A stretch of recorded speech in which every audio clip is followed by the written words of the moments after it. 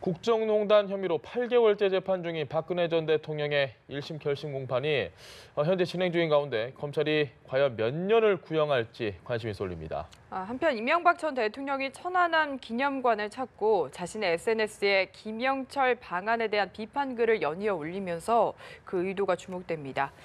차명진 전 자유한국당 의원, 김현 더불어민주당 대변인과 함께 관련 내용 포함한 정치권 이슈들 짚어보겠습니다. 어서 오십시오. 네, 안녕하십니까? 네, 안녕하세요. 김 의원님, 박 전 대통령 구형이 이제 오후에 나올 텐데 몇 년 예상하십니까? 317일 만에 지금 이제 오늘 구형인데요. 예. 최순실 씨에 대해서 25년 구형 내렸고 선고가 20년이지 네. 않습니까? 예. 근데 박근혜 전 대통령의 경우는 탄핵되고 파면되고 구속된 대통령이죠. 그리고 재판 과정에서 재판부를 좀 농락한 측면도 있고요. 불성실한 태도로 일관했던 점에 대해서 사실은 국민들이 굉장히 분노해하는 대목 중에 하나라고 봅니다. 예. 그리고 죄의 무게로 따지면 최순실 씨보다도 훨씬 더 죄가 무겁다. 특히 국정원 특활비를 받아서 예. 뭐 주머니 속에 있는 개인적으로, 쌈짓돈 썼던 것이고요. 그것이 뒤늦게 또 밝혀진 대목입니다. 그리고 이제 변호사 선임도 사실은 제대로 안 된 상태에서 네. 이제 좀 약간 편법적으로 접견을 하고요. 본인이 돈을 받았다는 진술이 나온 직후에 이제 유영하 변호사를 만난 게 있고 유영하 변호사가 또 인터뷰까지 했고요. 최근에는 또 도태우 변호사한테 애국 활동 잘 하시냐라는 취지의 발언을 해서 마치 본인이 정치적으로 희생양인 뭐 코스프레 했던 것이 계속적으로 이제 보여지고 있고, 그리고 재판부의 이제 그러니까 재판에 나오지 않은 기피한 점 등을 치면 사실은 최고 형량이 유기징역의 최고 형량이 30년인데 제가 볼 땐 그 이상의 형이 나오지 않을까 싶습니다. 특히 우병우 전 민정수석의 경우도 태도의 문제를 굉장히 이제 심각하게 재판부에서 지적을 하지 않았습니까? 그런 점을 종합하면 우병우 재판부가 같이 이제 이런 것들 종합해서 보면은 제가 볼 때는 법정 최고 형량을 예상해 봅니다. 30년 이상형이기 때문에 전 무기징역으로 예상합니다. 알겠습니다. 네, 오늘도 재판장에 나오지 않았는데 몇 년 예상하십니까? 구형량.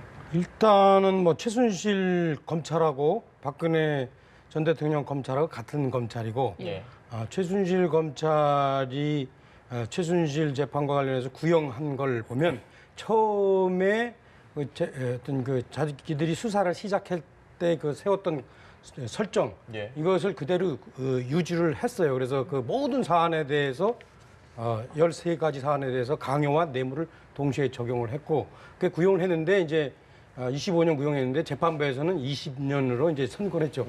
이번에는 제가 볼 때는 이번에도 이 검찰은 한 44년 모든 걸 자기들 처음 의지대로 그렇게 구형을 할 거고 재판부는 한 30년형 정도 선고하지 않을까 생각되는데 이 점과 관련해서 저는 이제 2심, 3심으로 가면서 상당 부분 감해질 거라고 생각해요. 왜냐하면 현재 박근혜 최순실 재판과 관련해서는 두 가지 쟁점이 있습니다. 크게. 많은 분들이 이제 헷갈려하는데 첫째는 뭐냐면 강요 뇌물죄를 적용할 수 있느냐 없느냐.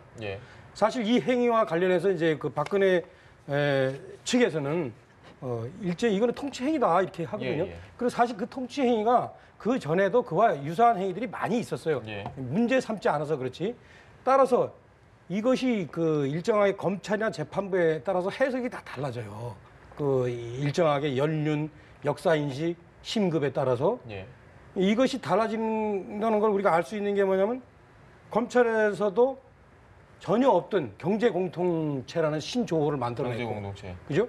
그래서 1심 이재용 재판부에서도 뭐냐면 포괄적 뇌물죄, 묵시적 청탁, 강요한 뇌물죄 이런 그런 신조어들이 만들어졌다. 왜? 이게 이제 딱 떨어지게 해석하기가 어렵거든요. 그래서 제가 볼 때는 앞으로 이번 재판부는 뭐 최순실 재판부와 같기 때문에 아마 강요 뇌물죄를 적용하려 할 거예요.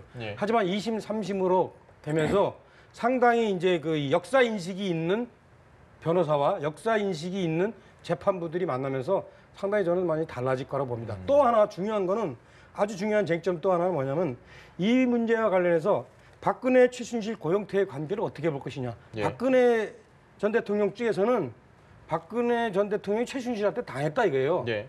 최순실 쪽에서는 나도 당했다 고영태 때. 자, 이것이 어떻게 될 거냐. 현재 이 검찰과 1심 재판부는 아마 공모했을 거다 이렇게 얘기하지만 글쎄 제가 볼 때 최순실이 자기 형이 확정될 경우에 2심부터 입장을 바꿀 수도 있어요. 여러 가지로. 네. 그런 상황 때문에 상당히 저는 2심 이후가 주목될 거다. 아마 박근혜 전 대통령 그 변호 측도 아마 1심에서는 이런 것들을 기대하지 않고 2심에서 좀 더 신급이 높아지고 재판부나 의 어떤 그 좀 역사인식 이런 것들이 좀 경험 이런 것들이 달라지면서 상당히 다르게 적용될 수 있지 않나 이렇게 기대할 것으로 저는 봅니다. 저는 잠깐 덧붙이면 2심에 대해서 이제 기대를 하는데 저 역시도 1심이 나오지 않았는데 2심까지 가는 건 너무 좀 성급하긴 하지만 2심에 대해서 저도 기대합니다. 왜냐하면 김기춘 전 비서실장의 경우 1심에 2년 3개월, 2년 6개월인데 4년으로 더 늘어났고요. 그 다음에 이제 조윤선 전 장관의 경우도 1심에서 집행유예가 됐는데 2심에서는 징역형으로 다시 재수감이 되지 않았습니까?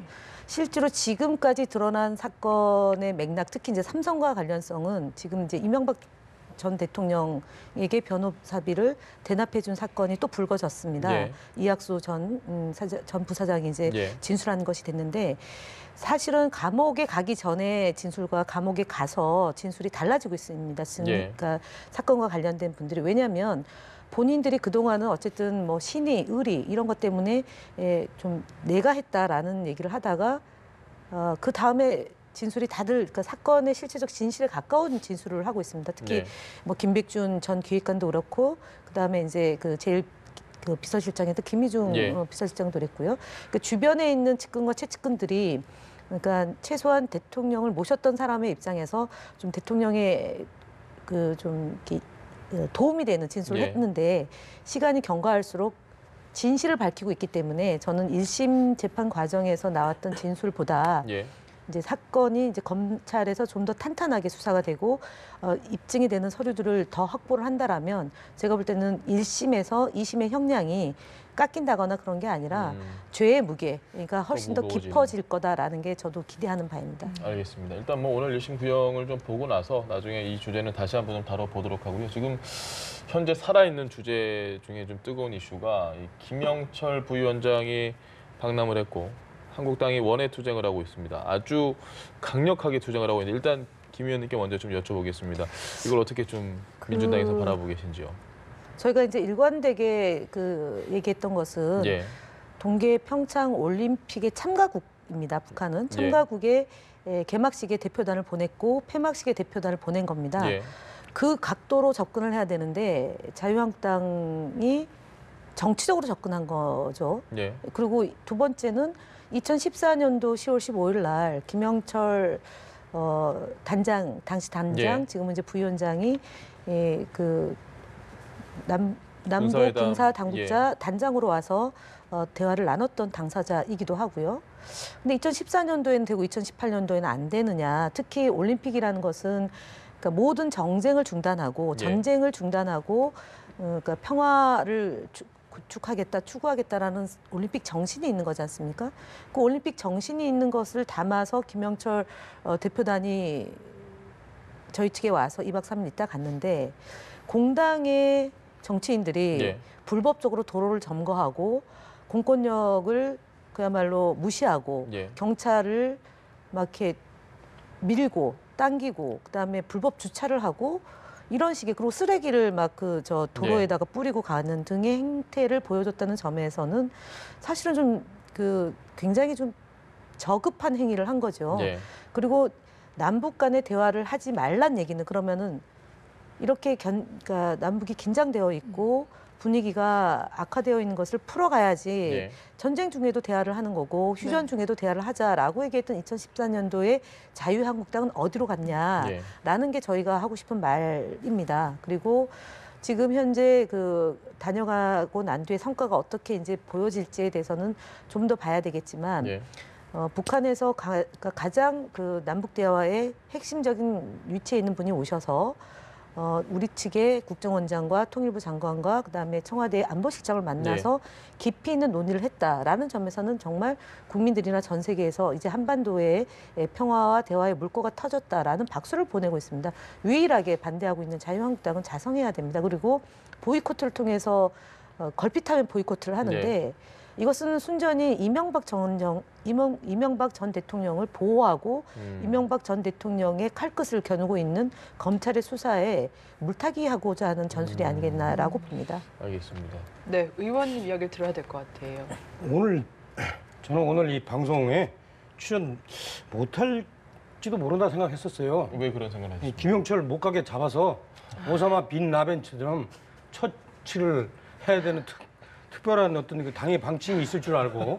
왜냐면 엊그저께 그 임진각 그 통일교 농성도 사실은 이제 밤중에 연락을 받았거든요. 그래서 자유한국당의 그 기세라면은 이거 못 가게 잡아서 오사마 빈 라덴처럼 처벌해야 되지 않나 이렇게 생각했는데 이상하게 이제 그 연락이 없더라고요. 그래서 이제 나왔는데 이렇게 생각합니다. 김영철 이슈는 아까 그 앵커께서 살아있는 이슈라고 그랬는데 아마 앞으로도 계속 살아있을 겁니다. 제 예측에는 이번 지방선거의 최대 이슈가 될 걸로 예측이 됩니다. 왜? 5월까지요. 왜냐? 김영철과 관련해서는 두 가지 쟁점이 있는데 하나는 김영철을 과연 올림픽 폐막식 무대에 귀빈석에 앉힐 만한 대상이 되느냐 안 되느냐. 이 문제는 이미 지났음에도 불구하고 그 문제가 과연 정당했느냐 못 됐느냐는 두고두고 남을 것입니다. 아마 그 문제를 저희 자유한국당에서 제기하지 않더라도 천안함 유족들이 제기를 할 겁니다.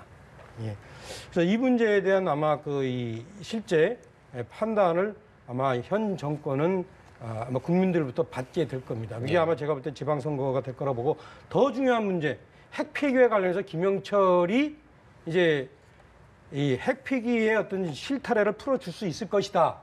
라고 이제 정권 쪽에서는 많이 생각을 했고, 그리고 국민들한테 얘기했고, 그것 때문에라도 김영철을 받아들여야 되지 않느냐 이렇게 얘기를 했는데, 우리가 이제 그렇게 얘기하는 것은 참 정말로 이 땅의 핵 문제를 어떻게 좀 정리해 보려 하는 정권 측의 어떤 그 진정한 마음은 이해를 하나, 대한민국 70년 남북 관계 역사를 이렇게 보면은 이 문제는 김영철에게 기대할 수가 없어요. 사실은 현재. 왜냐하면 그들은 우리를 끊임없이 도발했고 핵무기와 관련해서는 많은 사람들이 기억을 못하는데 북한이 1989년 이후 오늘까지 3번 전 세계를 속였어요. 우리 이거 사찰 받을게 해놓고선 뒤로 막 개발하면서 그다음에 직접 사찰 들어가면 우리 못해 해서 그걸 3번이나 어겼습니다. 자, 그러면은 미국이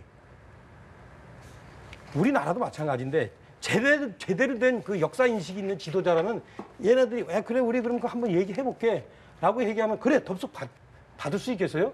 저는 적어도 좀 이렇게 역사 인식이 있는 지도자라면 그들이 3번 속였기 때문에 니들이 우리 무조건 무릎 대면 그 다음에 핵무기가 풀릴 거다 이렇게 생각을 안 할 거라고 봐요. 적어도 현재 상태로서 부족하니까 좀 더 압박해서 그들이 중요한 몇 가지 사안들을 이렇게 얘기할 수 있도록 미리 얘기할 수 있도록 그렇게 얘기해야 된다고 보는데요. 그러지 않으면 이 사람들 있죠. 그래 우리 지금 동결할게 해놓고선 뒤로 또 다른 짓을 합니다. 이거를 저는 왜 현 정권 쪽에서 왜 그거를 좀 생각을 못 하시는지 저희가 무슨 정략적으로 이렇게 공격하는 게 아니에요. 이 문제에 대해서 좀 생각을 하실 필요가 있는데 따라서 이 문제와 관련해서 이제 앞으로 이렇게 실타래가 하나씩 풀리면서 보여질 거 아닙니까? 그죠? 앞으로 어떻게 나올 것인가 저들이. 그러면서 저는 이게 향후 지방선거에서 중요한 현 정권의 어떤 심판 요인이 될 거라고 보여집니다. 알겠습니다. 저는 지금 이제 앞서 박근혜 대통령에 대한 전 대통령에 대한 1, 2심에 대한 이후 전망도 말씀드렸지만 정반대로 지금 그러니까 이명박 박근혜 정부 때 남북 정상회담이 이루어지지 못함으로 인해서 남북 관계가 긴장되고 그 네. 긴장된 것이 경제에 영향을 미친 거 아니겠습니까? 그리고 통일은 대박이다라고 2014년도 1월 신년사에 얘기를 박근혜 전 대통령이 했음에도 불구하고 그 이후에 국정농단과 그다음에 온갖 가지 부정부패 혐의로 대통령이 네. 탄핵되는 상황이 벌어진 겁니다. 겉으로는 평화를 얘기했고 통일을 얘기하고 속으로는 골마 터진 거죠. 정부가 정권이. 그렇다면 문재인 정부에서 지금 남북 정상회담의 필요성을 저희 더불어민주당은 제기하고 있고 네. 그다음에 대북 특사를 파견해야 된다는 게 일관된 입장이다. 왜냐하면 평화가 경제고 평화가 밥이기 때문에 그렇습니다. 그렇기 때문에 이후에 남북 관계를 어떻게 전망하냐면 지방선거와 관련해서 놓고 볼 문제가 아니라 이거는 예. 대한민국의 국운과 관련되어 있는 문제입니다. 남북 간의 관계가 정상화돼야지만 국제 그 신용 등급이 네. 높아지는 것이고 그 세계적으로 대한민국에 대해서 안정적인 국가로 바라볼 수 있는 겁니다. 그래서 지금 김영철 부위원장이 이제 오늘 그 이제 2박 3일의 일정을 다 마치고 무사히 돌아가죠. 마치고 예. 돌아가는데 이후에 이제 전망을 놓고 보면 남북 이산가족 상봉 문제도 있을 것이고요. 예. 그다음에 2021년도에 그 아시아 게임을 이제 같이 공동으로 치르자라는 최문순 도지사의 제안도 있습니다. 네. 아마 전향적으로 좀 저는 뭐 검토가 되지 않을까 싶고요. 패럴림픽이 또 곧 열립니다. 11일에 열립니다. 예. 열리면은 이제 북한 응원단과 대표단이 또 옵니다. 그렇게 되면 지금 이제 그 전방에 보기 리브니 선수가 온다는 거 아닙니까? 예. 지난 우리가 알고 있는 탁구의 그 신화 같은 남북 존재의 단일팀, 남북 단일팀에 그분이 이제 그 북한의 장애인 올림픽의 그 위원장으로 있기 때문에 예. 이제 올 가능성이 높다라고 한다면은 지금 현재 동계 평창 올림픽만큼의 이목은 아니지만 준하는 그런 이제 그 남북 단일팀과 그러니까 남북 그 응원단과 그다음에 그 이제 이런 그 조성된 평화적 환경이 전 지속되려고 보고요. 특히 그 금강산 관광이나 아니면 개성공단 재개 문제 예. 이런 것들도 검토 대상 중에 하나가 아닌가 싶습니다. 그래서 지금 이제 말씀하셨던 것처럼 지방선거 때 이것이 불리하게 작용할 거다, 집권 여당이 불리하게 작용할 거다로 얘기하지만 그렇지 않을 겁니다. 왜냐하면 평창 동계올림픽이 그 마무리될 즈음에 여론조사를 했을 때 예, 예. 이 평화올림픽에 대한 여론이 높았고 예. 단일팀 구성을 잘했다라는 국민들의 여론이 그 보고 듣고 느낀 것 이전의 네, 그 수치와 그 이후의 수치가 매우 달라졌기 때문에 김영철 부위원장은 대표단으로 와서 잘 마무리하고 간 걸로 마무리가 되는 것이고 남북 고위급 회담은 또 지금은 리성건 위원장, 예, 예. 부위원장이 이제 카운터 파트너이지 않습니까? 그래서 그런 것들을 충분히 감안한다라면 제가 볼 때는 그 이전의 정부 때 있었던 그런 정략적이거나 아니면 정치적으로 이용했던 남북 관계가 아니라 정말 민족의 이익에 우선하는 그런 남북 관계의 진전이 이루어질 거라고 짧게 봅니다. 한 가지만 좀 네. 여쭤보겠습니다. 김 의원님께. 이 지금 한국당의 지금 원외투쟁을 보면서 아니 이러면 남북대화 하지 말자는 거냐 지금 이런 분위기라고 이야기하셨는데 김여정 그리고 김영남 이들이 우리나라를 찾았을 때는 사실 이 정도 분위기는 아니었는데 굳이 김영철에 대해서만 이렇게까지 하는 거는 대화 자체를 거부하는 모습이라고 하기에는 조금 어려운 해석이지 않을까 이런 네, 뭐 지적이 있을 수 그때도 있습니다. 사실은 잘 거슬러 올라가면 예. 평창 올림픽을 평양 올림픽이라고 얘기했었던 것이고요. 단일팀 구성에 대해서 반대를 많이 했습니다. 예. 그리고 한반도기 안 된다 얘기했고 태극기 없다고 그랬고 그런 일들을 1월 했습니다. 예, 예. 하다가 이제 더 이상 할 거리가 없으니까 이제 김영철 부위원장을 둘러싼 2014년도엔 되고 2018년도에 안 되는 논리로 예. 가지고 지금 천안함을 얘기하는 건데 실제로 그 뭐 이명박 전 대통령이 천안함 어저께 이제 다녀오면서 또 네. 이슈를 만들려고 하지 않습니까? 결국은 이명박 전 대통령이 그것을 다녀옴으로 인해서 천안함과 연관된 이슈가 사실은 조금 궁색해진 겁니다. 왜냐하면 소환이 초읽기에 들어간 전직 대통령이 그것을 또 정치적으로 이용했다라는 네. 점이 자유한국당으로도 참 불편해지는 거 아닌가 싶습니다. 알겠습니다. 네. 저는 이런 생각 들어요. 짧게 좀 부탁드릴게요. 평화를 위한 그 집권당의 노력에 대해서 박수 쳐주고 잘 되길 바라는데 예. 다만 그 내용과 관련해서 남북 이산가족 회담 얘기하는데 제가 남북 이산가족이거든요. 근데 저희 아버지가 맨날 저한테 한 얘기가 뭐냐면 학생 때 저기 데모하러 나가면 너 빨갱이가 얼마나 무서운지 알아? 라고 얘기를 하셨어요. 그 예. 월남하신 분인데 이 점과 관련해서 남북 이산가족 입장에서는요. 이 남북 이산가족 이거 회담일 평화의 중요한 소재로 생각 안 해요. 중요한 거는 지금 우리가 핵을 제거하는 것이 중요한 문제인데 이 문제와 관련해서도 또 하나 말씀드리면 저는 최악의 시나리오가 지금 예상되는데 이 핵 만드는 건 어렵지 않아요. 예. 이 미사일이 어렵습니다. 지금 북의 미사일 수준은 상당히 낮은 수준이에요. 그 어떤 그 탄도를 다탄도 한다거나 예, 예. 유도 기술을 개발한다거나 이게 상당히 정밀한 고도의 기술이 필요한데 그건 안 됐을 거예요. 그래서 이 친구들이 미국하고 어떻게 서로 그 협상을 하냐면 우리 미사일은 그만할게. 핵은 가지고 있고 이렇게 하면은 대한민국만 완전히 패싱 당하는 겁니다. 이게 핵을 머리에 이겨서 하는 그런 평화는 저희는 원치 않으니까 앞으로 좀 잘 좀 해주시기 바랍니다. 네, 알겠습니다. 네, 지금까지 차명진 전 자유한국당 의원 그리고 김현 더불어민주당 대변인과 이야기 들어봤습니다. 말씀 감사합니다. 네, 고맙습니다.